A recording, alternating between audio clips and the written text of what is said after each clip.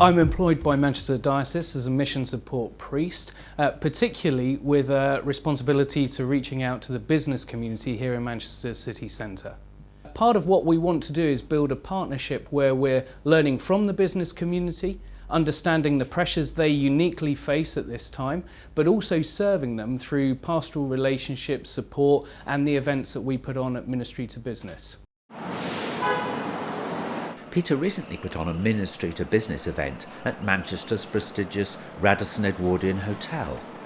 A good turnout of the business community bode well for a successful evening, beginning with welcoming drinks at the bar and last-minute preparations for an enjoyable meal with the special guest John Lennox, renowned theologian and Professor of Mathematics at Oxford University.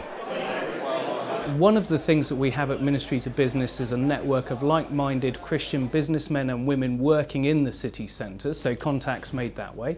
But also I make contact with people directly, attending networking events, making contact through emails to heads of business to ask if I can meet with them and find out more about their work and if there are ways that I can support them.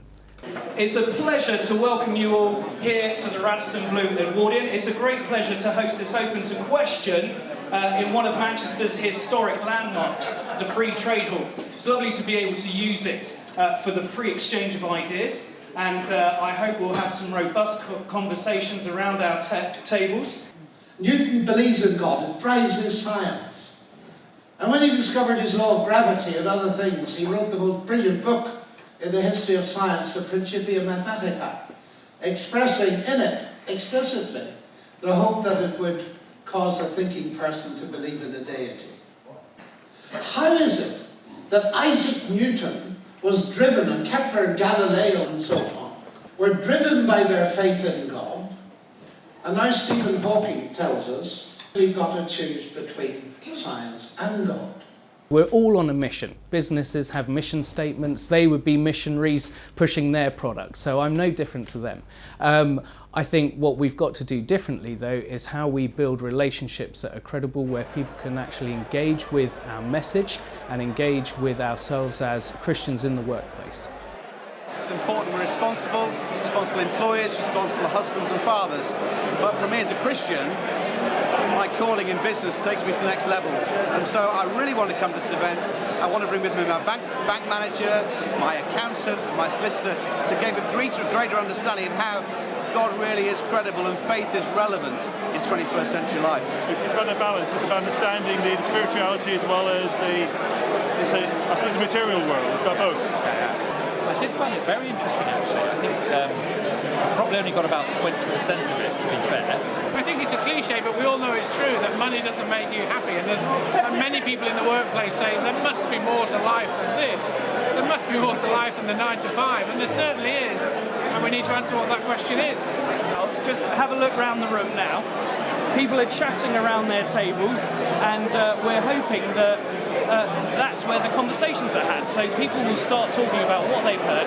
A few of the team are now going to go around and just get some questions off the tables. We're going to start sorting those and grill him later. I think we've got in Peter a most amazing entrepreneurial Christian priest, somebody who can bring together 280 different business people, academics from across Greater Manchester to talk about science and God. It's fantastic. I thought we might get 50, 60 people tonight. We got 280. I think success is obviously a difficult thing to measure, but if we look at some of the events we've hosted over the last 2 years, we've seen attendance double. So the last event that I did just a few weeks ago on Can Banks Be Good, we had 80 people registered for that, 65 coming, both Christians and those who would say they're not professing Christians, representing a range of businesses within the professional and finance sector here in Manchester. So things like that are great encouragement, as well as one-to-one connections with people where folk are asking big questions about life. They're open to finding out more about who Jesus is and doing it in a credible way within their working week.